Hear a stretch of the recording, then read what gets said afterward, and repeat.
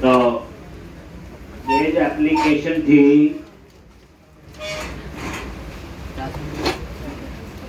यहाँ पे controller, employ, controller, यहाँ पे थे हम लोग। आपने देखा मल्टीपल टेबल्स के लिए कैसे लिखते हैं और इंक्लूड, लेकिन फॉर्म की वगैरह पहले बनी होनी चाहिए। अब उसके बाद हम इसका क्या बना रहे थे, व्यू। एक और इसका व्यू मेरे ख्याल से बना भी दिया था हमने, नया तो नहीं, फोटो व्यू। अच्छा, शुरू किया था। तो आज हम इसी व्यू को पहले मुंडी नीचे रखी बढ़िया आ जाएगा।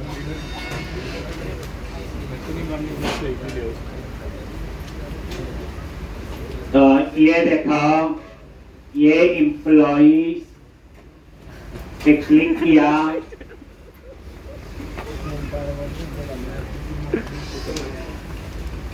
क्लियर है जी। ये ऐड न्यू एम्प्लॉय का लिंक लगाया था। मिनिमाइज कर दो, इसी पे हम काम कर रहे हैं। तो इसके व्यू पे गए और ये था ठीक। अब यहाँ पे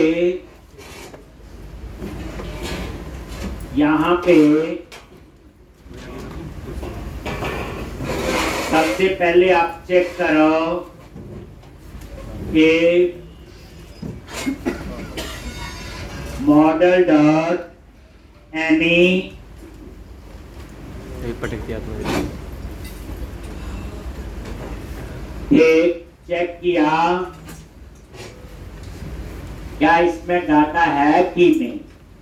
आगे लगा दिया नॉट, अगर नहीं है ठीक, तो यहां याद है आपको किया हुआ पहले,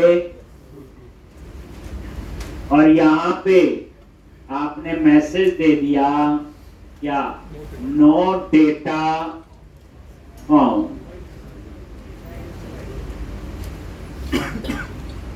और यहां पे क्लास बूटस्ट्रैप की कौन सी, टैक्स हाइफन डेंजर। अगर डेटा है तो कहां जाएगा, एल। आगे यहां पे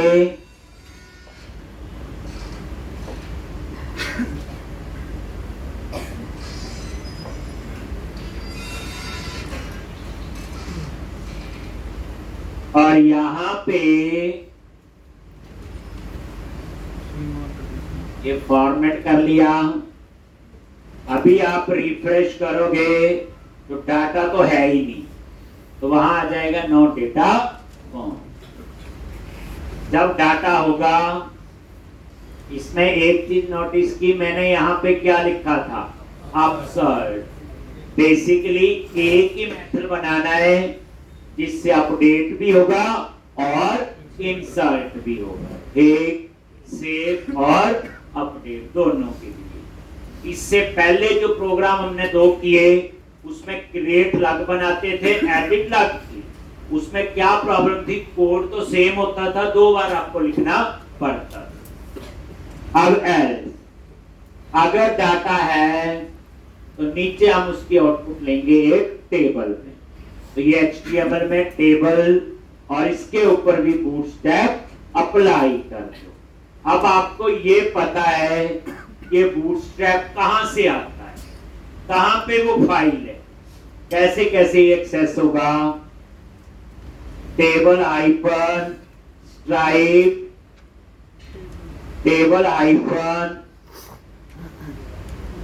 ठीक ऐसे, और उसके बाद टी एड होता है टेबल हेडिंग, और यहां पे TR टेबल रो। पूरी रिवीजन है, कर चुके हैं। जो चीज पहले पढ़ी होती है उसी स्पीड से हम लोग TH टेबल हेडिंग ठीक, और यहां पे एम्प्लॉय का नेम। इसी तरह से नेम के बाद उसका एड्रेस, एड्रेस के बाद बोलो सैलरी।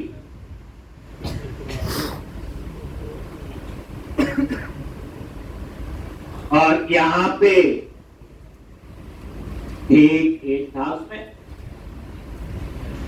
नहीं है ना, नेम एड्रेस सैलरी, और यहां पे डिपार्टमेंट। बट याद रखना डिपार्टमेंट का नेम चाहिए। क्या चाहिए? डिपार्टमेंट का नेम। और यहां पे डेजिग्नेशन, डेजिग्नेशन का नेम। अब यहां पे एम्प्लॉय की इंफॉर्मेशन चाहिए, उसमें एम्प्लॉय आईडी है, नेम है, एड्रेस है, सैलरी है, उसमें डिपार्टमेंट आईडी है, उसमें डेजिग्नेशन आईडी है, लेकिन ना डिपार्टमेंट का नेम है ना डेजिग्नेशन का नेम। तो फिर वही कहानी ज्वाइन वाली यूज होगी। और उसके बाद यहां लास्ट में क्या लिखोगे? एक्शन। क्या लिख दिया? एक्शन। लेकिन ये टेबल तभी नजर आएगा आपको जब टेबल में डाटा होगा। जब डाटा नहीं है तो यहां पे आएगा ही नहीं।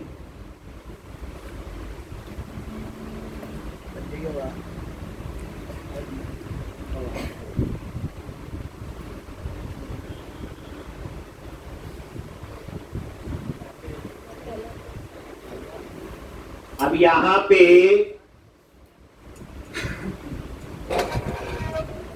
नेम, एड्रेस, सैलरी, डिपार्टमेंट और एक्शन। ठीक, अब आपने क्या करना है यहां पे बोलो?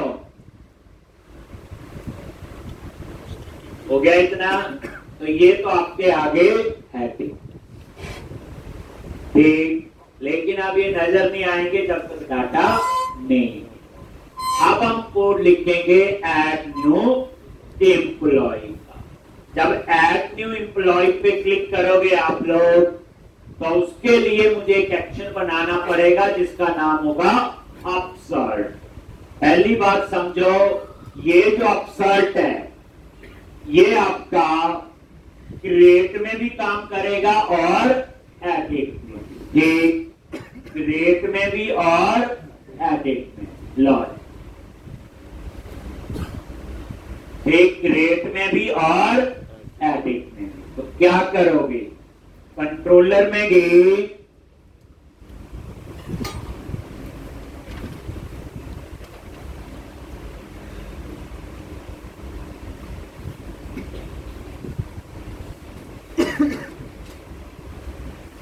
एक लॉज।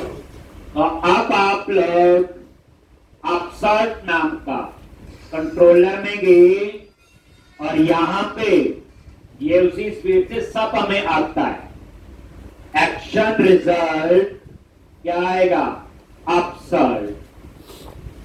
अब आप बताओ ये कैसे पता चलेगा कि अब ये क्रिएट का काम करेगा या एडिट का? कैसे पता चलेगा?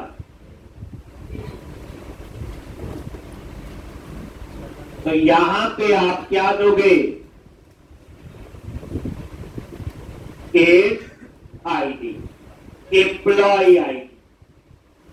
अगर एम्प्लॉय आईडी नल होगा तो क्रिएट का कोड है, अगर एम्प्लॉय आईडी होगा तो एडिट का कोड। बट इंटीजर में नल नहीं आ सकता, पढ़ा हुआ। तो मैंने बताया था क्या लगाते हैं? Question mark. क्वेश्चन मार्क का मीनिंग होता है नल अलाउ है। याद रखना इंटीजर में कभी भी नल नहीं आ सकता। इंटीजर की डिफॉल्ट वैल्यू 0 होती है, स्ट्रिंग की डिफॉल्ट वैल्यू नल। अब यहां पे आगे तो सबसे पहले एम्प्लॉय क्लास कौन सी? मेन मॉडल क्या आपका? एम्प्लॉय। अभी लिख दिया, इसका नेम स्पेस ऐड कर लो, कर लो। ठीक,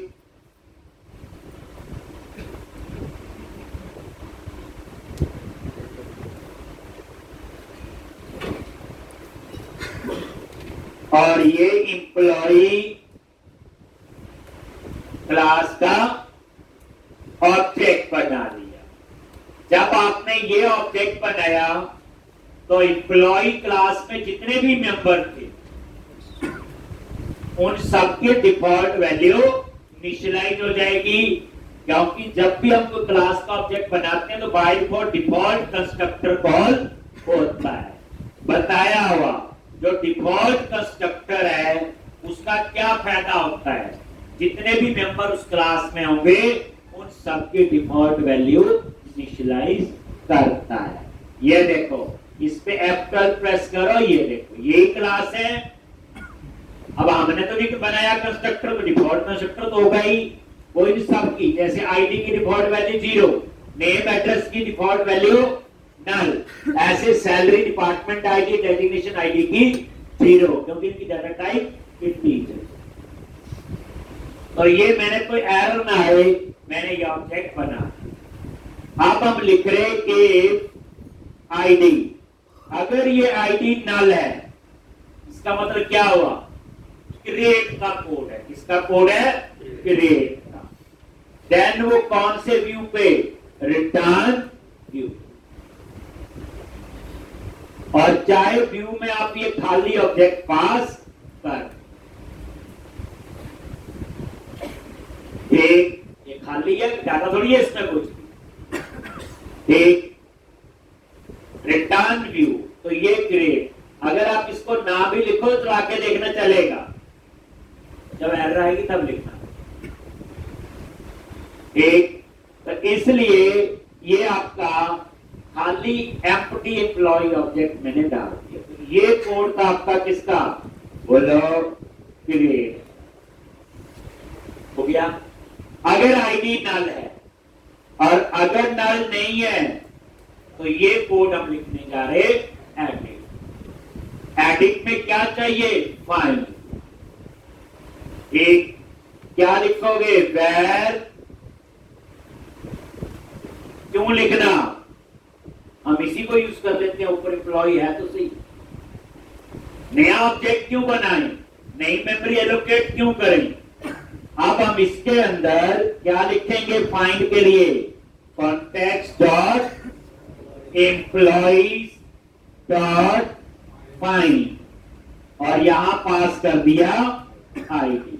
बताया हुआ जो फाइंड है वो प्राइमरी की पे फाइंड करता है। फिर चेक कर लो कि एम्प्लॉय कहीं नल तो नहीं है, हो सकता है आईडी डाल दो। देन क्या रिटर्न करोगे, HTTP नॉट फाउंड। और अगर ये नल नहीं है देन रिटर्न व्यू, और ये पास कर दिया व्यू। सम के पूरा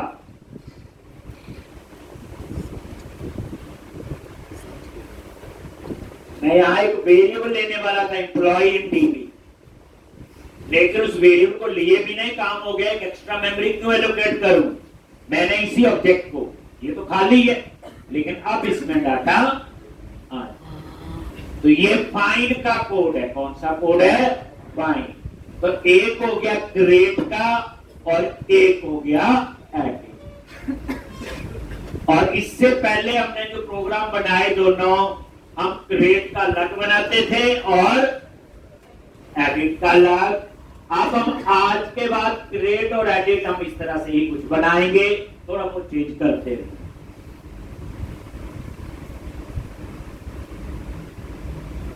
एक बात हो रही है, फाइंड और क्रिएट। अब आप अपसर्ट नाम का क्या बनाओ, व्यू बनाओ। लेकिन बच्चे ये चीज माइंड में तब आई जब हमने 2 बार सेम कोड लिखा, तो हमें लगा इसका कोई और सोल्यूशन होना चाहिए। तो हमने ये तरीका सोच लिया, कल को हो सकता है इसमें पंगा हो तो और देख लेंगे।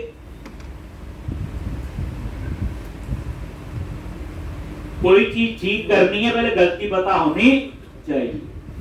अगर मैं वो तरीका करवाता है सीधा यही करवाता तो हमें कई दिन ही नहीं पता चलना अपसर्ट क्यों बने। ठीक, अब आप लोग अपसर्ट पे राइट क्लिक करो, इस पे right click, add view.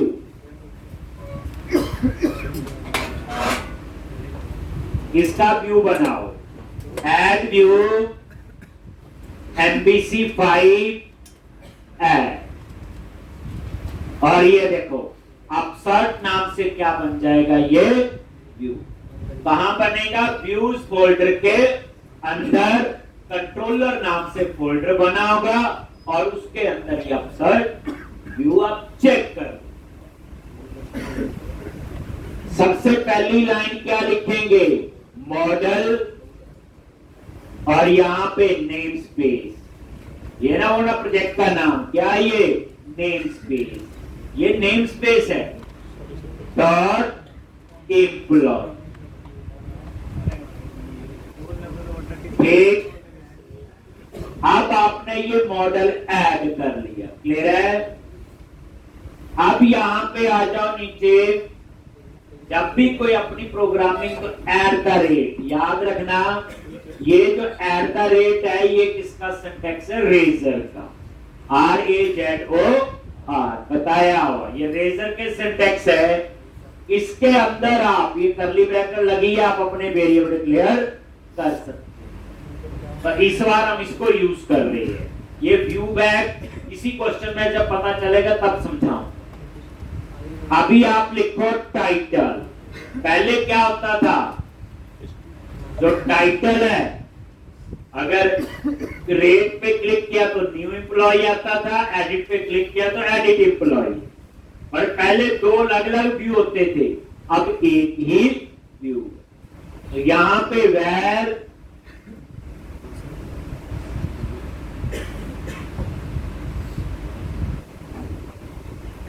Title गर्मी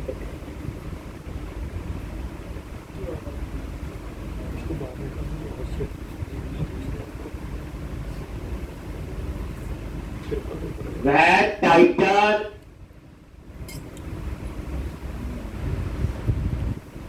और यहां पे मॉडल डॉट ID, मॉडल क्या, employ, ID is not equal to 0। अगर ये 0 नहीं है तो मतलब क्या होगा, एडिट एम्प्लॉय। अगर 0 होगा तो मतलब क्रिएट एम्प्लॉय। क्या करोगे, एक ऑपरेटर होता है टर्नरी ऑपरेटर, सुना होता आपने, कभी यूज नहीं करते। ये आपका क्या है, ternary operator, model dot ID is not equal to 0। अगर ये 0 नहीं है तो ये क्वेश्चन मार्क के बाद होती है ट्रू कंडीशन, और अगर ये फॉल्स है तो कॉलन के बाद होती कौन सी कंडीशन, फॉल्स। इसे कहते हैं टर्नरी ऑपरेटर, ये C++ में होता है। अब मैंने क्या किया, अगर ये ट्रू है तो मैंने लिख दिया एडिट एम्प्लॉय, अगर ये फॉल्स है तो मैंने लिख दिया न्यू एम्प्लॉय। ठीक, क्या लिख दिया, न्यू एम्प्लॉय। तो अब क्या होगा, अगर ID नॉट इक्वल टू 0 है तो क्वेश्चन मार्क के बाद ट्रू कंडीशन है, तो नॉट इक्वल टू 0 कब होगा, जब एडिट करेंगे, और 0 कब होगा, जब क्रिएट करेंगे।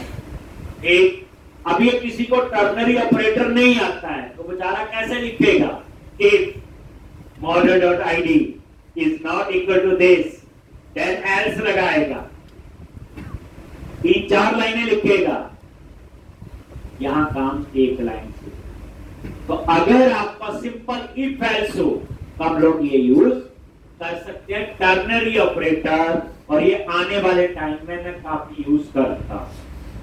काफी चीजें बच्चे हमने सी प्लस में पढ़ी है, कभी उनको प्रैक्टिकली यूज नहीं किया। अब आप धीरे धीरे देखना ये सारी चीजें आपकी अच्छे ढंग से यूज हो। तो इस तरह से ये क्या आपका टाइटल चुन लिया। खुद सोचो, यही पेज ग्रेप के लिए और यही पेज एडिट के लिए। अब दूसरा बटन, अगर आईडी 0 नहीं है तो अपडेट का बटन आएगा, और आईडी 0 होगा तो कौन सा बटन आएगा? सेव का।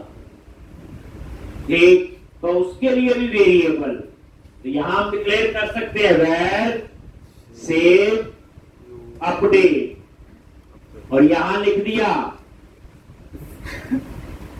model.id is not equal to 0। अगर ये 0 नहीं है तो अपडेट होगा, अगर 0 है तो क्या? सेव। खुद सोचो, नीचे बटन लगेगा, वो बटन सेव के लिए भी चलेगा और अपडेट के लिए। पहले तो 2 अलग अलग बटन लगते थे, इसलिए हमें जरूरत नहीं पड़ी। अब आपका यहां पे 2 अलग।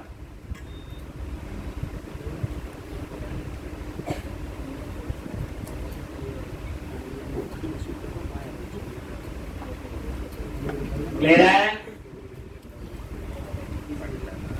तो ये था आपका सिंपल अभी तक यहां, ये बात समझ। तो आपके इसमें आप सर्ट बना रहे क्रिएट और एडिट की, पहली बात। दूसरी, एक यहां पे टाइटल, एक, और यहां पे जो टाइटल है वो आपका आना चाहिए। ठीक, अब टाइटल जो है न्यू एम्प्लॉई होगा या एडिट एम्प्लॉई। और सबसे पहले यहां पे H2, और इसमें मैंने सीधा लिख दिया क्या? टाइटल। और यहां पे क्लास कौन सी? टैक्स हाइफन प्राइमरी और टैक्स हाइफन सेंटर। अब रन करके देख लो काम कर रहा है कि नहीं।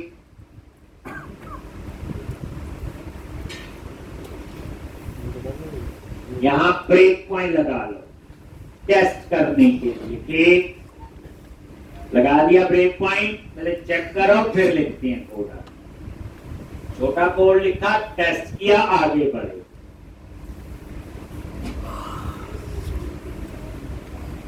इस एप्लीकेशन में काफी कुछ आपको मिलेगा।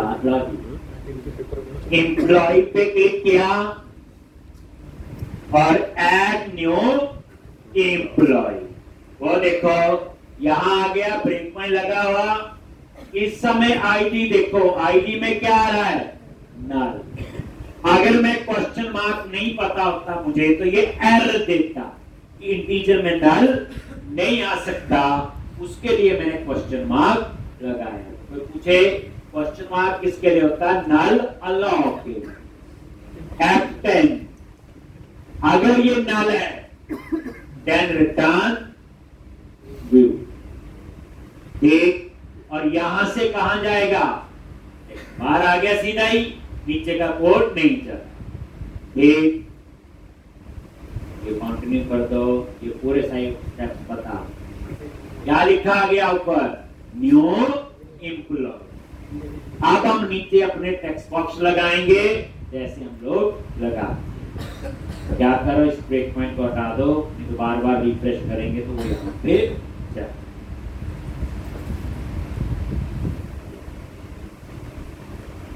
तो अब हम आगे एम्प्लॉय पे क्लिक किया और ऐड न्यू। याद रखना ये जो बच्चे डिजाइन है ना, ये मोबाइल पे भी चल रहा है। ये जो थीम हम यूज करते हैं ये रिस्पॉन्सिव होते हैं, क्या होते हैं ये? रिस्पॉन्सिव। जैसे फोन पे भी चल जाएगा ये, और जैसी स्क्रीन होगी, ये देखो जैसे मैंने इसको छोटा किया, देखो मेन्यू यहाँ नहीं आ गई, ये देखो ये ऐसे आ गई। ये क्या बोलते हैं इसको? इसलिए आपको वो टेंशन नहीं। अब आप लोग अपसर्ट पे काम करो आगे। मैंने रन कर देगा।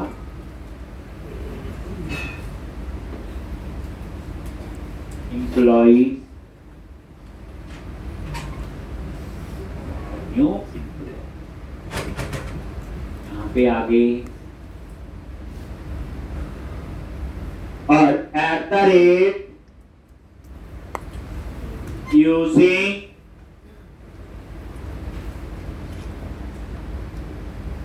यूजिंग किसके लिए होता? डिस्पोजेबल ऑब्जेक्ट बनाने के लिए।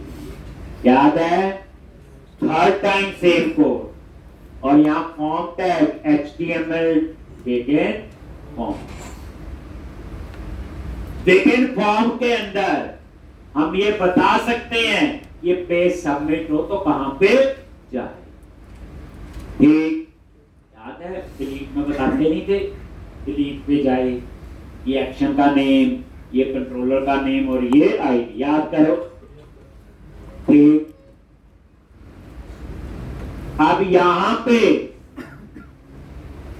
एक, अब यहां सबसे पहले क्या लिखेंगे? HTML डॉट एंटी-फ्रोजरी टोकन सिक्योरिटी के लिए। ये सारे क्या है? HTML helper. ये है वैलिडेशन समरी, बताने की जरूरत नहीं है, समझा चुका हूं। वैलिडेशन समरी, जहां समरी में सारे मैसेज आए।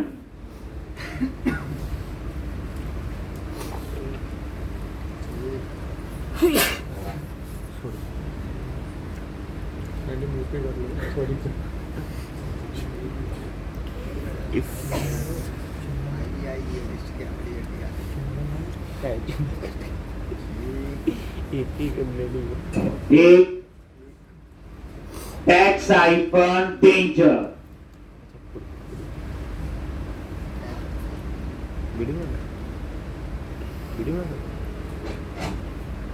ये बहुत कठिन कार्य है। एक, और यहां पे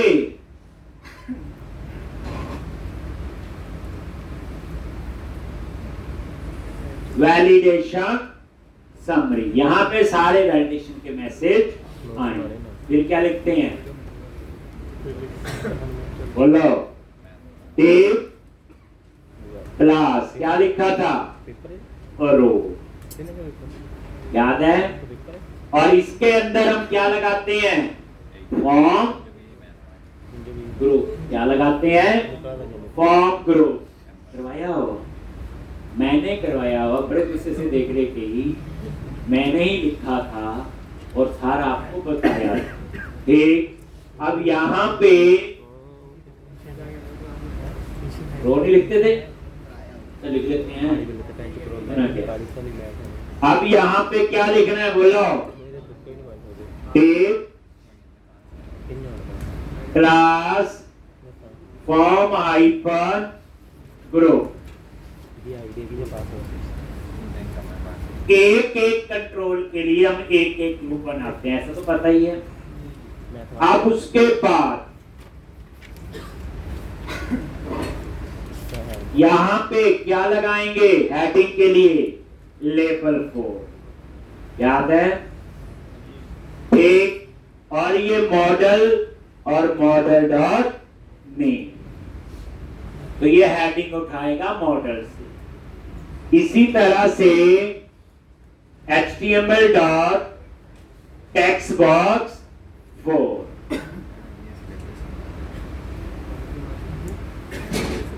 एक M dot relation and function name, ये नेम के लिए क्या होगा? Text box. एक, और इसके ऊपर अप्लाई कर दो बूटस्ट्रैप की क्लास। कौन सी? बोलो जल्दी। Form hyphen control. एक साथ साथ डिजाइन भी चेक कर लो। रिफ्रेश किया, ये आ गया नेम और ये टेक्स्ट। इसी के नीचे वैलिडेशन मैसेज, वैलिडेशन मैसेज 4, इसका M dot name comma new कौन सी क्लास,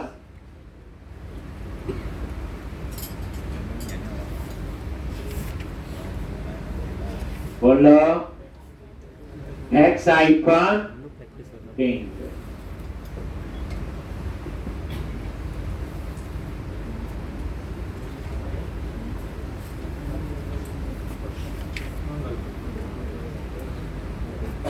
बढ़ के भेज दे बोला।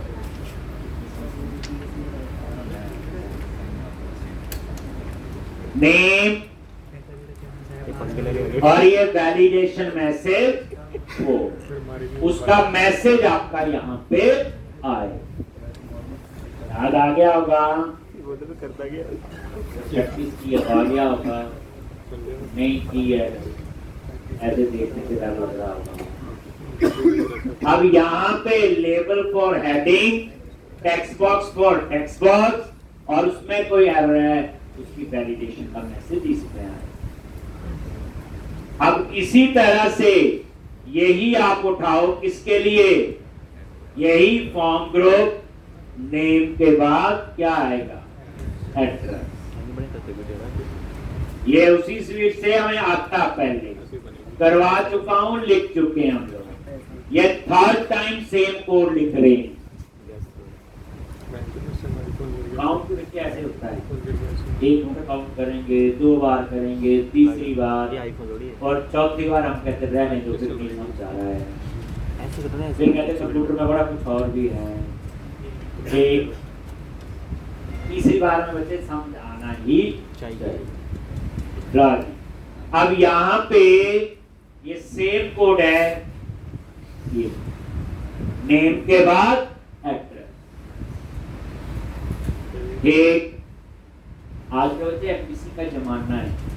आजकल आप जावा पढ़ो, पाइथन पढ़ो, पीएचपी पढ़ो, जो भी टेक्नोलॉजी पढ़ोगे, एक 90% एमपीसी यूज होता है। मैं इसीलिए एमपीसी पे टाइम, ये थर्ड एप्लीकेशन हम लोग एमपीसी पे ही बना रहे हैं। अब उसके बाद क्या आएगा, बोलो cell.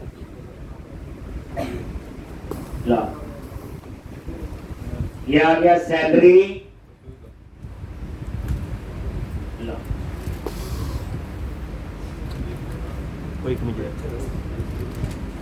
Name, address, salary. Notice करो सैलरी में 0 आ रहा है, क्यों 0 आया, मैंने तो लिखा नहीं गई।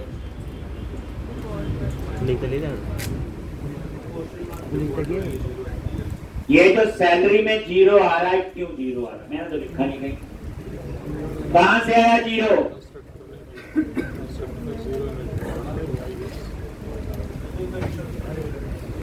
जो हमने ये लाइन लिखी, अब पता चला कि समझ आया कि नहीं, इस लाइन की वजह से। अगर इसको हटा दो तो 0 नहीं आएगा। हम पढ़ते हैं क्लासेस बनाते हैं कंस्ट्रक्टर, हकीकत ये थी हमें डिफॉल्ट कंस्ट्रक्टर पता नहीं था कि वो क्या है और कैसे काम करता है। हम यही बोलते हैं क्लासेस में कंस्ट्रक्टर होते हैं, तो क्लास का जो डिफॉल्ट कंस्ट्रक्टर है, जब भी वो डिक्लेयर होगा उसके अंदर जितने मेंबर लिए होंगे सबकी वैल्यू क्या हो जाती है, डिफॉल्ट वैल्यू को इनिशियलाइज करना है। तभी हम कभी डिफॉल्ट वैल्यू इक्वल करके लिखते नहीं। आगे यहाँ पे नेम, एड्रेस और सैलरी, उसके बाद डिपार्टमेंट। अब यहां डिपार्टमेंट आएगा तो क्या करोगे, अगर मैं सिंपल ऐसे लिखूं सेम, और यहां पे जो है पहली बात डिपार्टमेंट आईडी आ, यही है। आप एम्प्लॉय मॉडल में चेक करें डिपार्टमेंट के लिए डिपार्टमेंट आईडी, तो यहां भी क्या आएगा डिपार्टमेंट आईडी, यहां भी क्या आएगा डिपार्टमेंट आईडी। ठीक इसी तरह से डेजिग्नेशन के लिए ये वो है जो हमें पता है, डेजिग्नेशन आईडी, यहां पे डेजिग्नेशन आईडी, यहां पे डेजिग्नेशन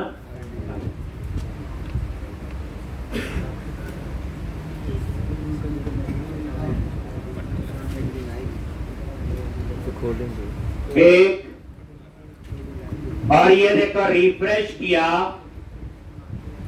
और ये देखो ये भी इंटीजर थे, डिफॉल्ट वैल्यू 0 आ गई पहली बार। लेकिन आप यहां नजर मारो, यहां आ रहा है डिपार्टमेंट आईडी, हेडिंग में तो आना चाहिए डिपार्टमेंट। यहां आ रहा है डेजिग्नेशन आईडी, हेडिंग में आना चाहिए डेजिग्नेशन। तो कैसे उसको ठीक करोगे? पहला काम तो ये है, तो मॉडल पे जाके डिस्प्ले जो है, हम मॉडल में जो मेंबर है उसका नाम चेंज करेंगे। क्या करेंगे बोलो? देखो मॉडल में गए एम्प्लॉय, और यहां पे ध्यान से ये है डिपार्टमेंट आईडी, यही है। इसके ऊपर क्या लिखना है जल्दी बोलो? डिस्प्ले, और यहां पे नेम, डिस्प्ले नेम क्या आना चाहिए? डिपार्टमेंट। नहीं तो बाय डिफॉल्ट ये वाला नाम लेगा। अब रिक्वायरमेंट बन गई, देखो कोड ऑन डिमांड लिखना, पहले पता था मुझे, तो हमें उतनी समझ नहीं आनी थी क्यों लिखा है। अब यही सेम डेजिग्नेशन आईडी के ऊपर यही है, और यहां पे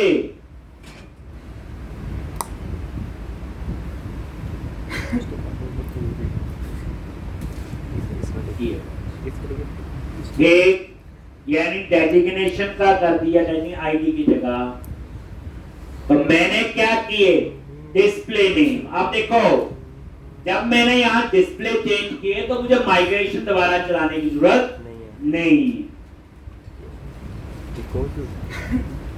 मर्जी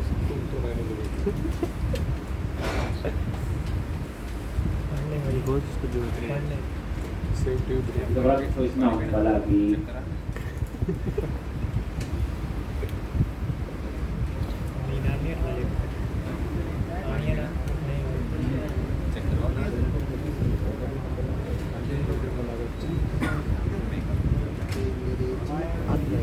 ये सारी चीजें पहले करवाई हुई हैं। अभी तक नया सिर्फ दो थे, एक अपसर्ट बनाया और एक टर्नरी ऑपरेटर, बस बाकी सब आपको आता। ठीक,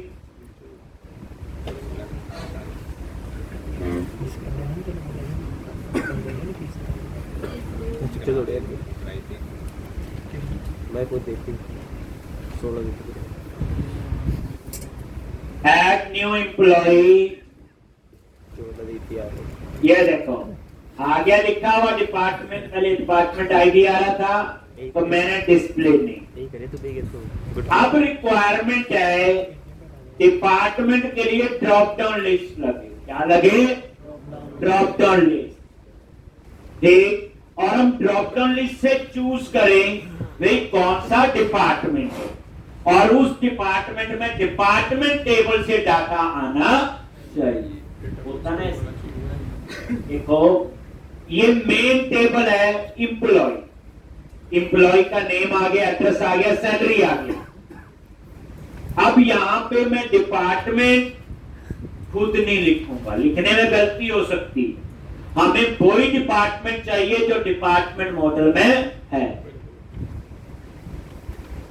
एक वही डिपार्टमेंट जो डिपार्टमेंट मॉडल में है, तो उसके लिए हमें ड्रॉप डाउन लिस्ट लगाना है और इस ड्रॉप डाउन लिस्ट में डिपार्टमेंट टेबल से डिपार्टमेंट डिस्प्ले होने चाहिए। सेम बाद में फिर हम डेजिग्नेशन के लिए भी ड्रॉप डाउन लिस्ट लगाएंगे। डिपार्टमेंट में नंबर एक बताओ ये काम कैसे करेंगे? क्लिक करके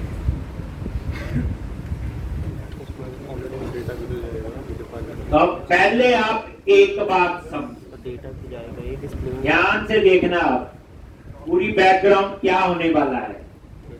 देखो ये अपसर्ट का व्यू बनाया हुआ व्यू। मैंने कई बार बोला कि एट ए टाइम हम एक ही मॉडल ऐड कर सकते हैं एक व्यू में, एक से ज्यादा मॉडल ऐड नहीं हो सकते। अब मुझे डिपार्टमेंट मॉडल का भी डाटा चाहिए, मुझे डेजिग्नेशन मॉडल का भी डाटा चाहिए, मुझे डिपार्टमेंट डेजिग्नेशन दोनों का चाहिए। तो मैं कैसे एक्सेस करूं? मल्टीपल मॉडल तो मैं यहां पे पास नहीं करूं, ना हो सकते, किसी भी तरीके से नहीं हो सकते एमबीसी के अंदर। तो फिर मैं यहां पे डिपार्टमेंट और डेजिग्नेशन को स्टोर करने के लिए वेरिएबल, लेकिन जो वेरिएबल लेते हैं हम लोग ऐसे कंट्रोलर में, कोई भी वेरिएबल, चाहे ये है चाहे कोई भी है, जितने भी वेब पेज होते सारे स्टेटलेस होते हैं, याद रखो। जावा पढ़ो, पाइथन पढ़ो, पीएचपी पढ़ो, डॉटनेट, अगर आप वेब एप्लीकेशन बना रहे हो तो याद रखना सारे वेब पेज क्या होते हैं? स्टेटलेस होते हैं, जिस मर्जी लैंग्वेज में बने। स्टेटलेस का मीनिंग क्या होता है? जब भी रिक्वेस्ट सर्वर पे जाती है, सर्वर से नया पेज बन के आता है। सर देखो एप्लीकेशन तो मैंने बताया हो, वेब एप्लीकेशन हमारे घर में रन नहीं होती, सर्वर पे, वेब सर्वर पे बताया हुआ। तो जब भी कोई रिक्वेस्ट आपकी सर्वर पे जाती है और जब भी रिक्वेस्ट सर्वर पे जाएगी, सर्वर क्या करेगा? उसकी नई HTML बना के भेजेगा।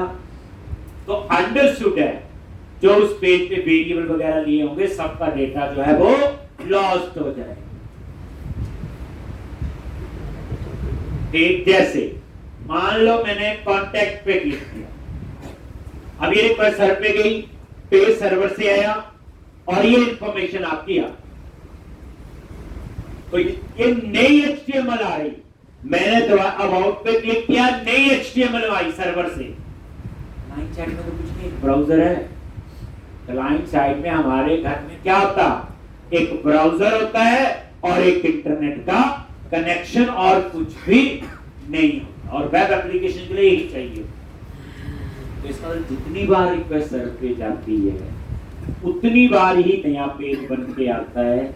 अगर उस पेज पे आपने कोई वेरिएबल लिए होंगे, उन सब का डेटा जो है वो क्या हो जाता है? लॉस। तब फिर ये normal variable string integer collection वाला काम नहीं चलेगा। इसके लिए हम एक कंसेप्ट यूज करेंगे, व्यू बैक व्यू डेटा। पहले मैं सिखाऊंगा व्यू डेटा, एमबीसी में होता है। वैसे आजकल इससे भी एडवांस चीज आ गई है, वो नेक्स्ट वीक में पहुंचेंगे वहां पे व्यू मॉडल, वो एमबीसी कोर में सिखाऊंगा। बट अभी जो है मैं सिखाने जा रहा हूं व्यू मॉडल, व्यू डाटा और व्यू बैक। पहले पढ़ेंगे व्यू डेटा। व्यू डेटा पुराना है और व्यू बैक नया। मैं व्यू बैक पता किसको कह रहा हूं? जो इतना दिन से हम कहते थे, ये वाला। ठीक, अब आपको इसकी कहानी समझ आएगी। तो पहले व्यू डेटा फिर व्यू बैक।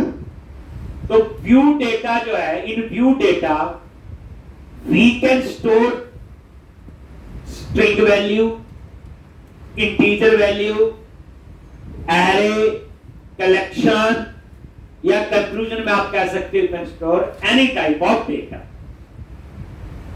यानी आप इसमें किसी भी टाइप का डेटा जो है वो आप स्टोर कर सकते हो। ठीक,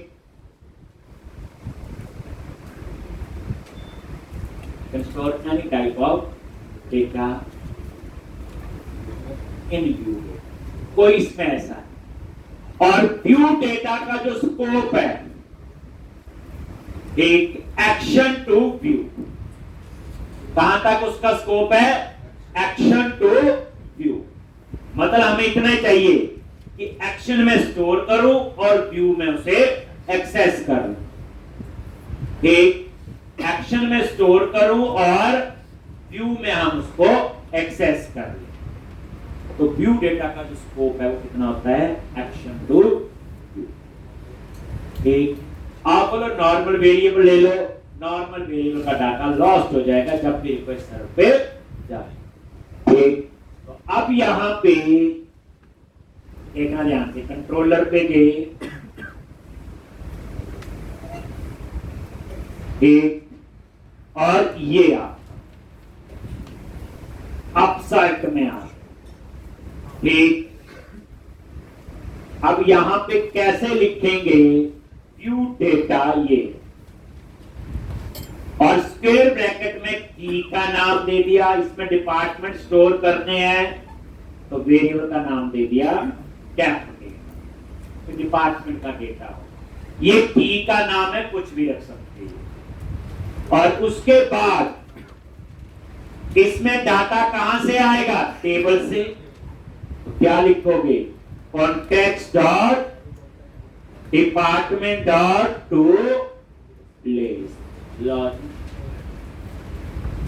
इसका फायदा ये है, अब मैंने यहां पे ये स्टोर किया इस वेरिएबल में डाटा, मैं इस डेटा को व्यू में एक्सेस कर सकता हूं। कहां पे? View.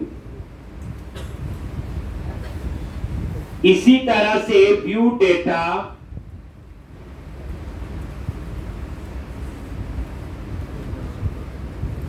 Context dot designation dot to list. ऊपर की बात की मैंने, पीछे तरफ चलता हूँ आगे जा रहे हैं।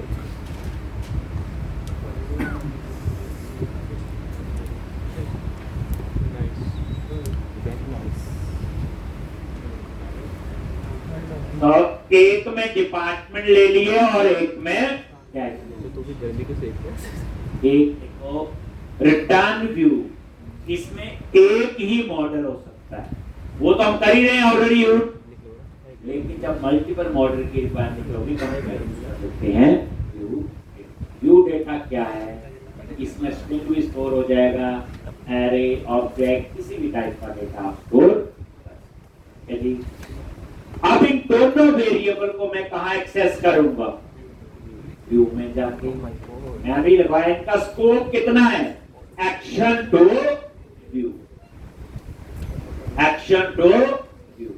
तो राइट क्लिक किया, गो टू,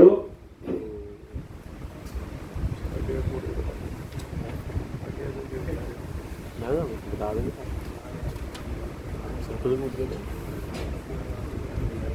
अब यहां अब हम पहले डिपार्टमेंट वाले को, इसको आप लोग हटा, इसको मैं कमेंट बना देता हूं। लो, तो ये लाइन कमेंट बना दी जो टेक्स्ट बॉक्स था। अब हम सीखने जा रहे ड्रॉप डाउन लिस्ट कैसे लगाते हैं। @HTML dot drop down list 4। ये ड्रॉप डाउन लिस्ट बॉक्स की सिस्टर है। लिस्ट बॉक्स पढ़ाया हुआ, याद करो, मैंने पढ़ाया हुआ। Data text field, data value field, data source, data find, ASP dot. ये वही है ड्रॉप डाउन लिस्ट 4। अब इसको किसके साथ बाइंड करना है? डिपार्टमेंट आईडी के साथ। ये याद रखना, ये जो लिखते हैं इसका मतलब ये इसको एक्सेस करने के लिए, नहीं तो कैसे पता चलेगा ये डिपार्टमेंट किसका है? ये ड्रॉप डाउन लिस्ट किसके लिए लगा है? That is for department ID, comma. ऐसे होता है ना, नॉर्मल जब ASP डॉट में आईडी देते थे तो आईडी से एक्सेस करते हैं, कहीं नेम से एक्सेस करते हैं, यहां पे आप मॉडल में ऐसे कुछ एक्सेस कर, फिर इसको पाइप लगा देगा आपको।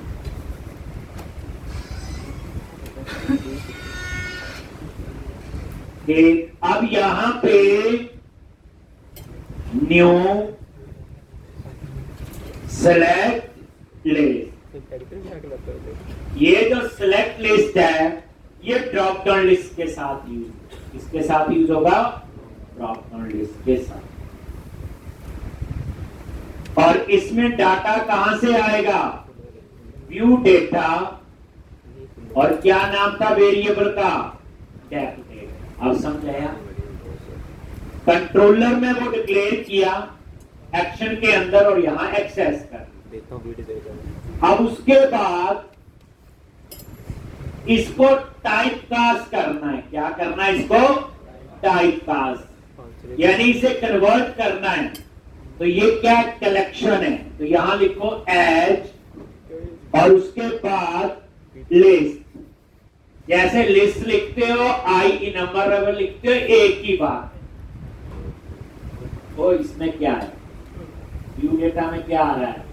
डिपार्टमेंट की लिस्ट। तो मतलब क्या हुआ?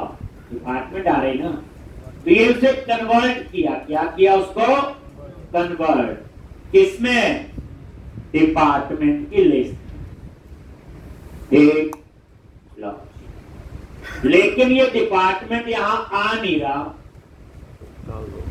इसका नेम स्पेस ऐड करना पड़ेगा। क्या ऐड करना पड़ेगा? नेम स्पेस ऊपर। तो अब हम सीखेंगे HTML में भी नेम स्पेस ऐड कर सकते।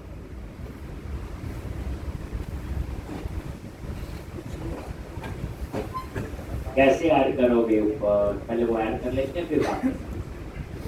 मतलब कहने का यहां पे ठीक। और क्या लिखते हैं नेम स्पेस के लिए? @, और यही नेम स्पेस होगा मॉडल में है ना।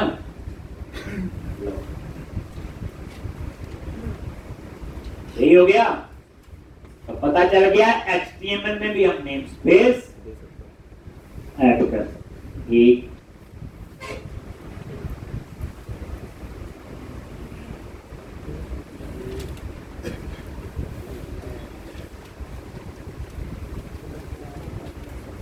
तो मैं इससे नेक्स्ट एप्लीकेशन करवाऊंगा, उसमें ये सारा फिर यूज होगा। थोड़े बहुत डाउट होंगे वहां और क्लियर होंगे।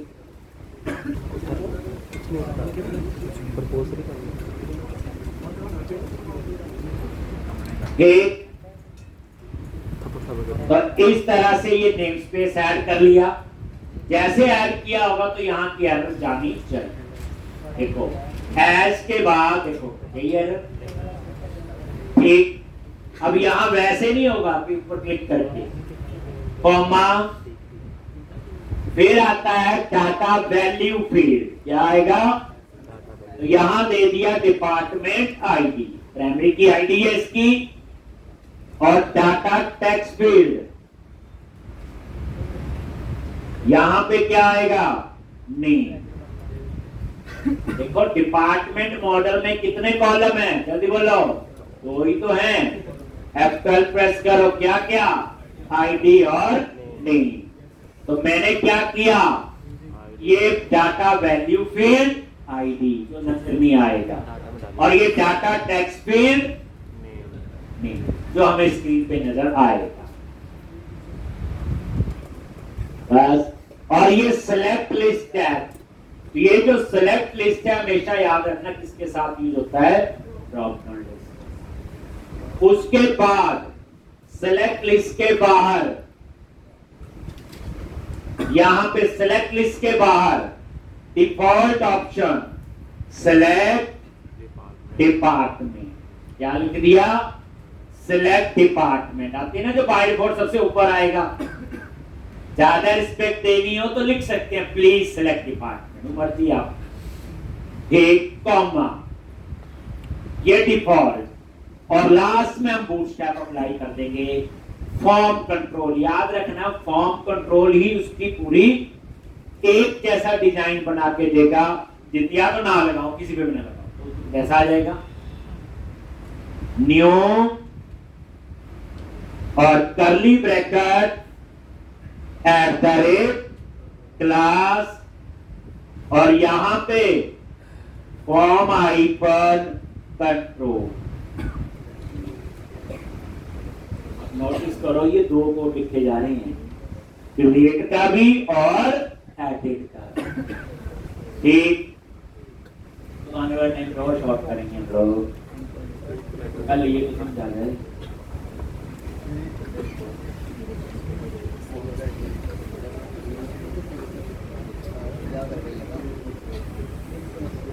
हो गया जी। तो ये आपका आ गया ड्रॉप डाउन लिस्ट। ठीक है,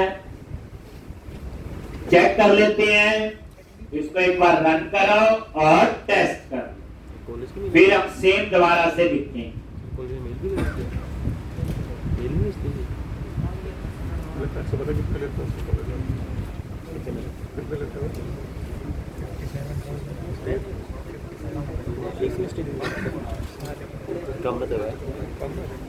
साल की है ये देखो सिलेक्ट डिपार्टमेंट आ गया और ये डेटा भी है, और ये डेटा वो आया जो टेबल में हमने लास्ट लेक्चर में डाला था, डिफॉल्ट एम्प्टी माइग्रेशन। ये देखो अब गलती का कोई चांस नहीं।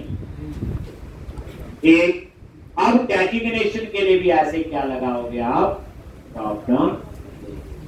दोबारा से देख लो, लिख ले इतना जी। अब आप यहीं पे नीचे आ जाओ,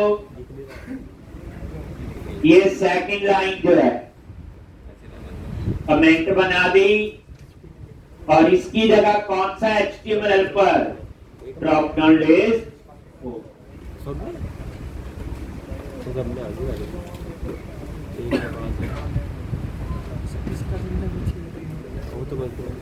मॉडल डॉट डेजिग्नेशन आईडी,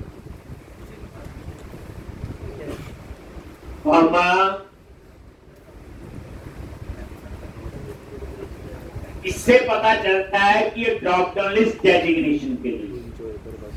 अब इसमें डेटा आएगा व्यू डेटा से, कैसे एक्सेस करते हो, सेलेक्ट लिस्ट, ऐसे भी नहीं है, और यहां पे व्यू डेटा और DSG डेटा। बंदा फेल हो गया, घर पे भेज रहा है पैसे, कैसे नहीं फिर पैसे नहीं आगे तो मैं स्क्रीनशॉट भेजेगा, ऐसे 20-25 से ले एस इसे कन्वर्ट करना है इसमें डेजिग्नेशन, क्योंकि व्यू डेटा में डेजिग्नेशन का डेटा आ रहा है और लिस्ट आ रही।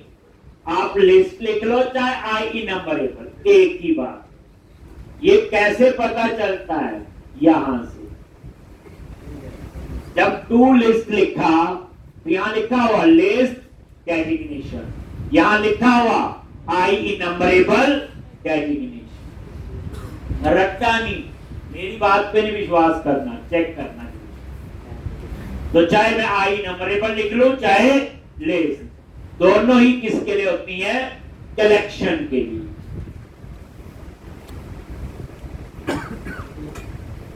और यहां पे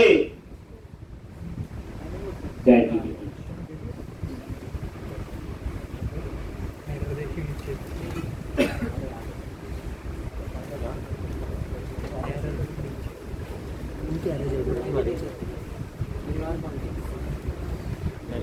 ऊपर है एक कॉमा फिर आईडी, इसमें भी दो ही हैं। डाटा वैल्यू फील्ड में क्या आ गया, आईडी। कन्वर्जन पता ना, टाइप कास्टिंग, जैसे किसी को किसी में कन्वर्ट कर। नेम, यहां डेजिग्नेशन का name, that is data tax field. इसी तरह से कॉमा, यहां डिफॉल्ट ऑप्शन देनी है, क्या लिखोगे, सेलेक्ट डेजिग्नेशन, कॉमा क्या लिखोगे?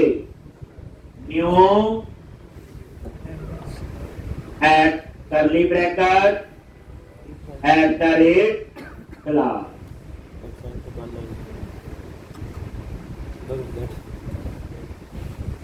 Form hyper control.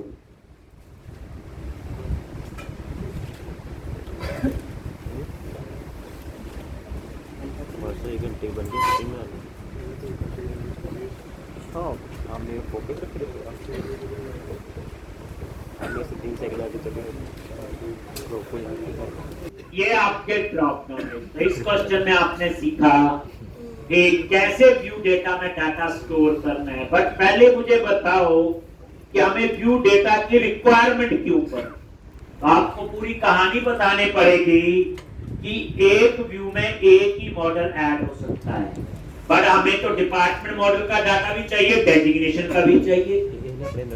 तो फिर हमने उनको वेरिएबल में स्टोर किया, लेकिन नॉर्मल वेरिएबल वेब के अंदर काम उस तरह से नहीं करते जैसे हमने सोचा होता है, क्योंकि सारे पेज क्या होते हैं, ये स्टेटलेस होते हैं। रिक्वेस्ट सर्व पे जाती, पेज नया बन के आता है, उस पेज पे पूरी HTML सब नई चीज आती है, तो पुराना डेटा लॉस्ट हो जाता है।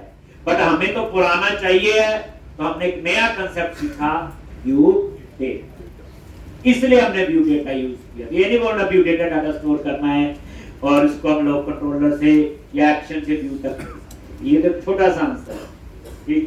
ये जरूर लिया क्यों? अब आप देखोगे